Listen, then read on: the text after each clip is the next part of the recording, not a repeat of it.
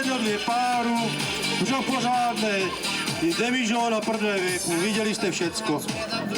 Pro ně už přijel a její povoz. Takže já otázku jí dáme, kolik očí má tarantule?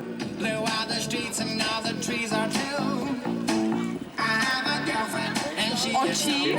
No, ono se jí taky těžko mluví, no. Kolik očí má tarantule? Tady mám Dani. Oči nevím, vím jenom nohy. Nohy? No tam nohy nejsou, tady jsou oči. Ale fakt? Tak typni. Nejaký si sundala, nejaký ti zbyli. Desítky očí. Dobrý, radši naložiť odvíz. Je to fakt nestarší. Tu si ani nepamatuje. To byla 14 tarantule. No, teď tady máme v seznamu 15 krákavicu, ta se totiž taky omlouvá. V půlce cestě se jí přelomilo košťátko a proto nedoletěla prej. No, nevím, jestli zostala za kopcem, třeba se někdy dobelhá ještě na příští ročník. 16 měla být černofluska, ta je omluvená, čaramobilem volala, že jí došel plyn, takže ta taky není tady přítomná.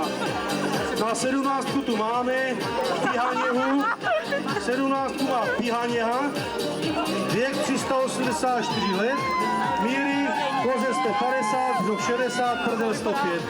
To je paráda, to je tak normně. Vidíte, je to super Pihaněha, že? Pihaněha super. A dáme otázku, kolik zdravých nožek má stonožka, ale když má teda všechny nohy zdraví? Já tady nemám osobního poradce. Bez něho to nejde. Stonožka. To je takový to dlouhý. Na začátku má 2 nohy a na koncu taky. Ale mezi tím ještě něco. Jestli to nebude 100. Fakt? Uhodla 100. Fakt, stonožka má. Zatleskáme, má 100 noh. Uhodla to, člověče, to jsem nepočítal. 18 má Békinka s učednicí Čaramůrou. 18 Békinka s učednicí Čaramůrou, věk 193 let, míry koze dostačující, břoch plné, prdel překrásná. Ale teď si vyberte, která je která. To je to asi. No už mě doletěli a teďka dostala otázku, kolik minut má čarodějnická hodina. No, kdo bude odpovídat? Já, ta starší, jo, Bekínka, jo? Čaramura má ještě čas, že? Hodně, no, to je hodně, no, to je pravda, no. A není to víc? Ne, ani víc, je to hodně, jo? Dobře, domluvili jsme se na hodně. Takže má hodně, no. Takže to byla 18. Békinka s učednicí Čaramůrou. A má věk 220 let. A míry jsou takový. Koze bobelatý, břoch akurát, prdel objemná. No ale tam myslím to nebude tak nějak valný, no ale jo, teď už jo. Takže to je Krištofa s učenicí saxofónou a ti dostanou otázku. Kdo bude odpovídat, mladá nebo ta? Jaká bude otázka? Ta bude. Na jaký pohon létají čarokošťata? No, to je co? Já jsem mluvil o pohonu nebo o vohonu. Tak no, pre na mužské, no.